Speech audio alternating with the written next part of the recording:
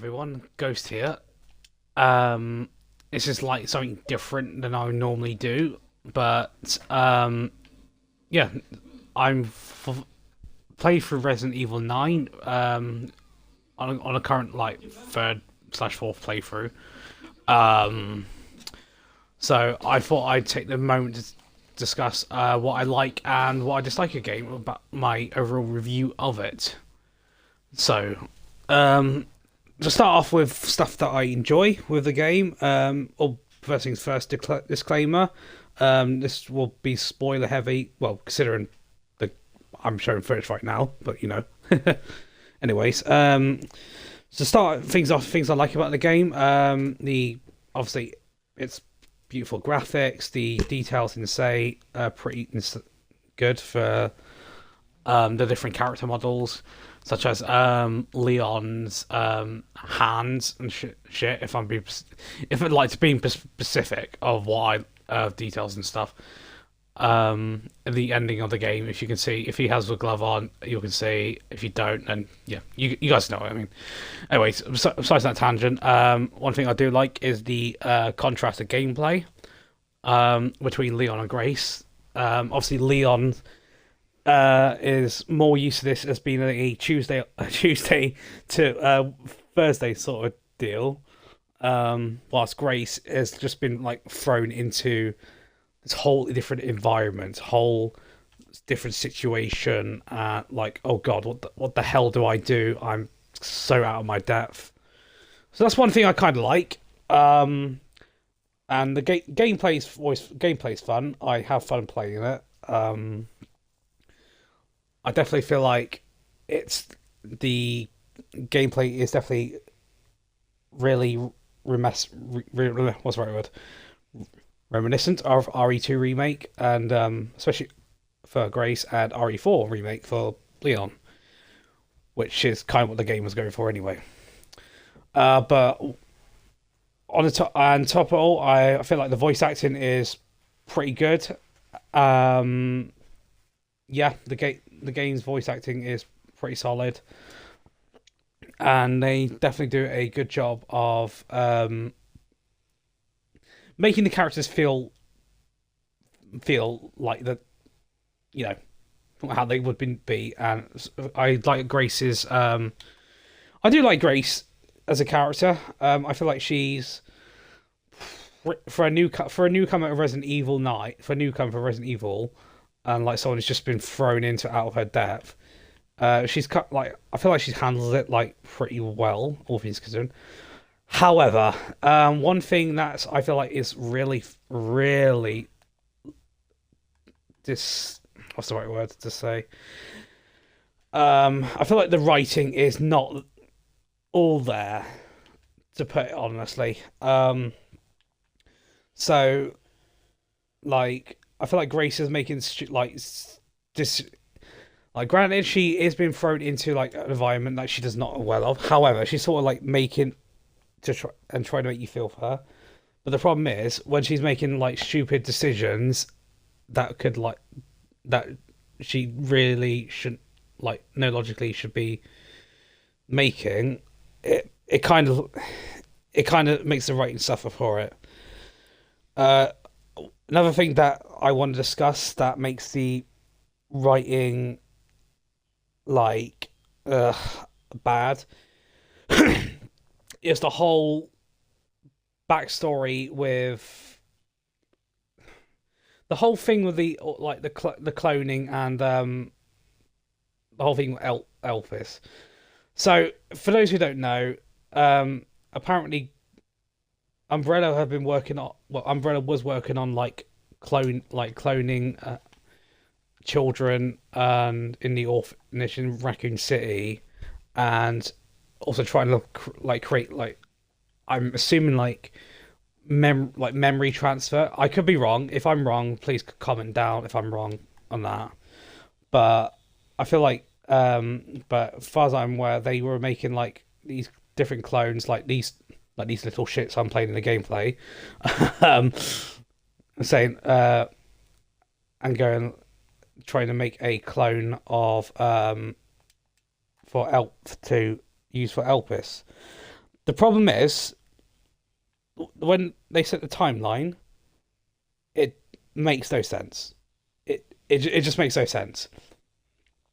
So one thing to say is like Albert Wesker's clone, or I can't remember.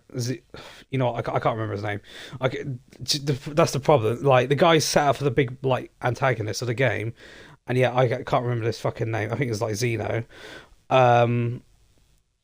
Basically said, now that we have the original, implying Grace is the original. Grace was born in like after the raccoon, like was born before, like way after the Raccoon City incident, like in 2004. So how the hell is she the original when there's these clones before? Like we've got Chloe here in shown in gameplay. Is a clone that Spencer created, and like, you know, she's not the original. Grace is not the original. It makes no sense timelines wise. So yeah, that's something I feel like the game has suffered from. Another thing that's annoying is what they've done with Oswald Spencer. Now, the way he dies in RE5, in the DLC, for those who don't know, I'm not being funny. Like Wesker's shown killing him in the main game. He obviously goes on like a little. He explains to Albert Wesker about the Wesker project, and sort of lies. So he's the only one left, but you know, that's like another topic. And he was like acting like a megalomaniac in his rant. I mean, if he was, to be fair, that could be explained with like age related degradation.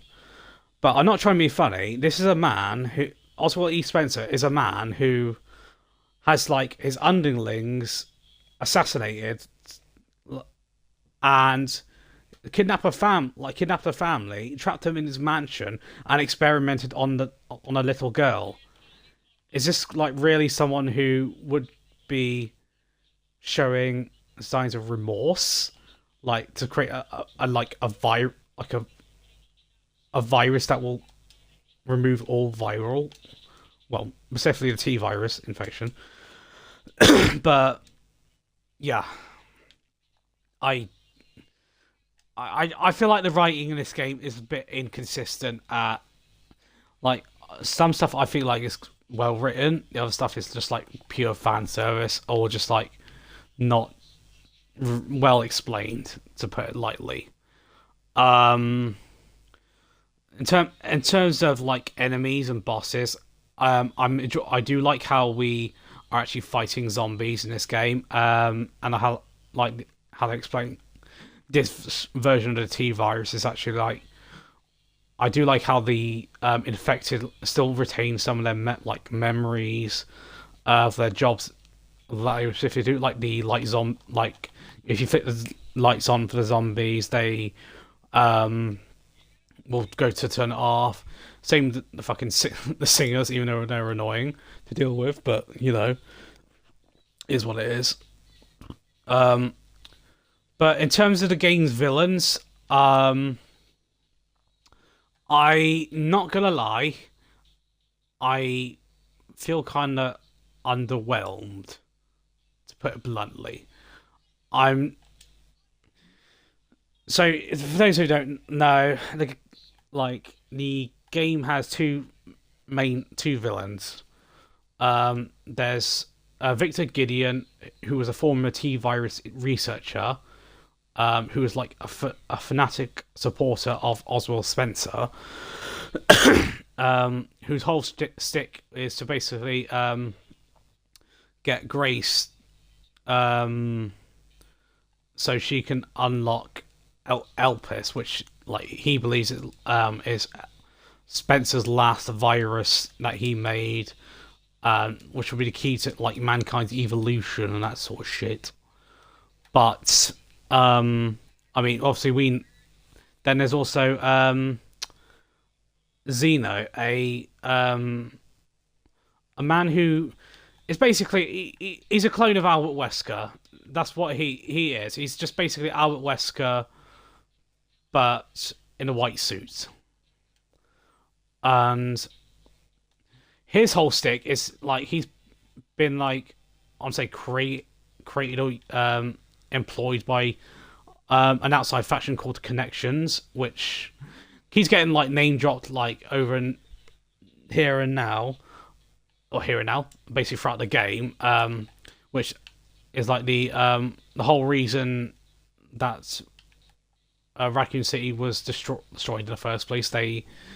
They covered up the missile strike and had he was the main reason for the family in RE6 killing President Benfar and to stop the Raccoon City information coming out. So apparently that was all because of for Elpis, to stop the whole thing with like Elpis being revealed. So I mean, sure, why not?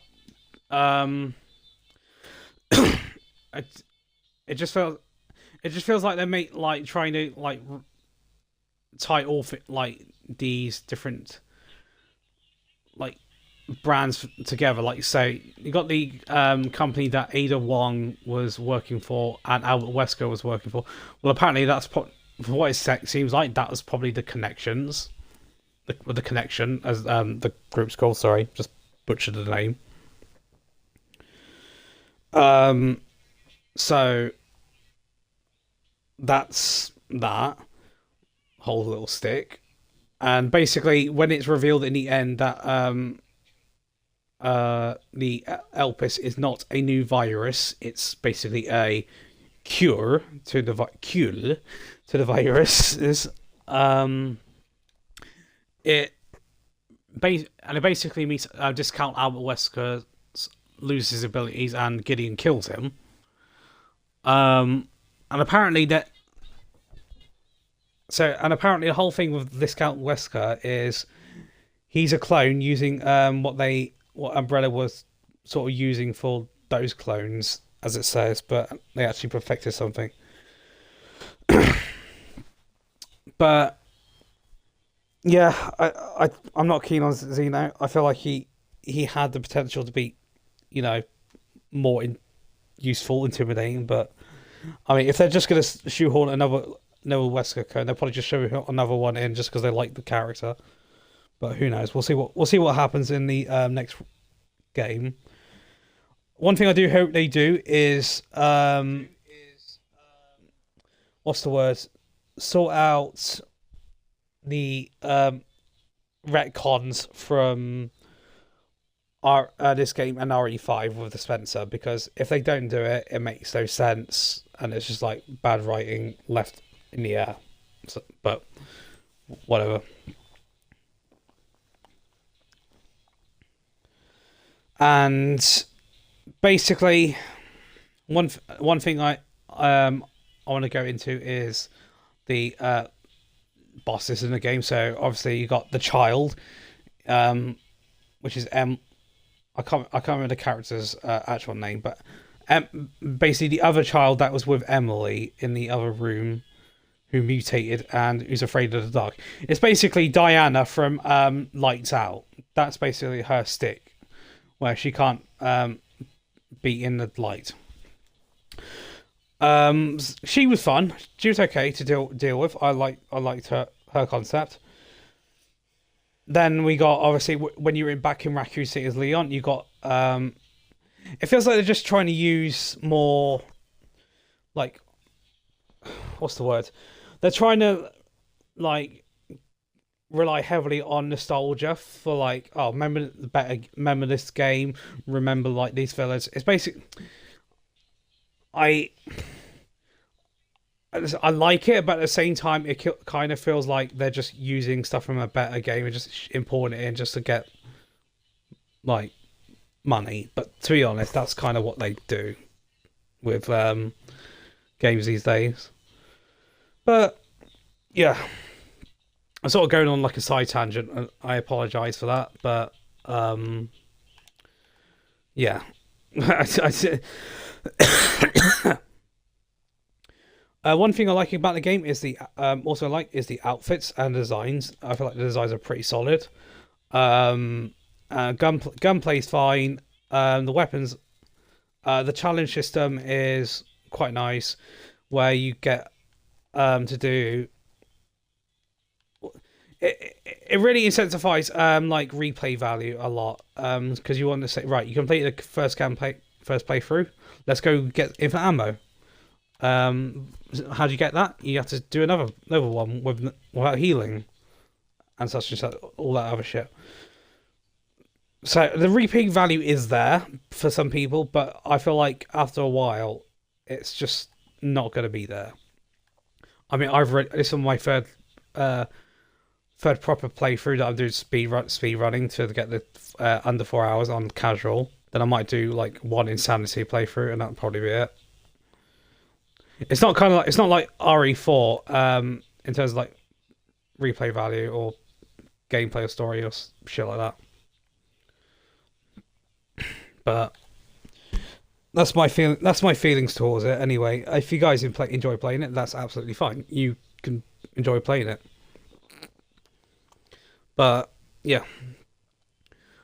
So one thing that is weird is obviously the Raccoon City syndrome, as it's called, like the strains of the T virus that builds up in the immune system and all that stuff.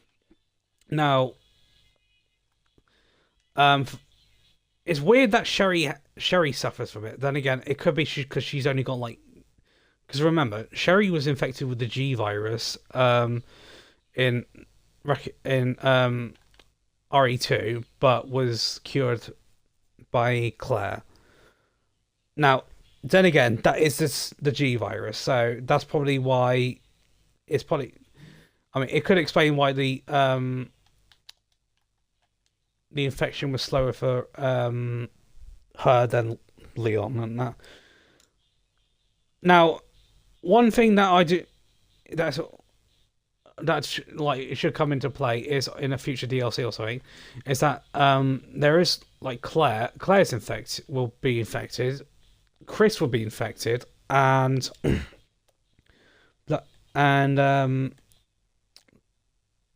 like yeah, Rebecca should be infected as well, because she was in Raccoon City as well as during the infection. Well, I'll say she was in Raccoon City. She was in the Arklay Mountains in RE0 and RE1. So she should be infected as well. So hopefully there's enough strain of the Elpis to cure them. If not, they're fucked. To put it bluntly.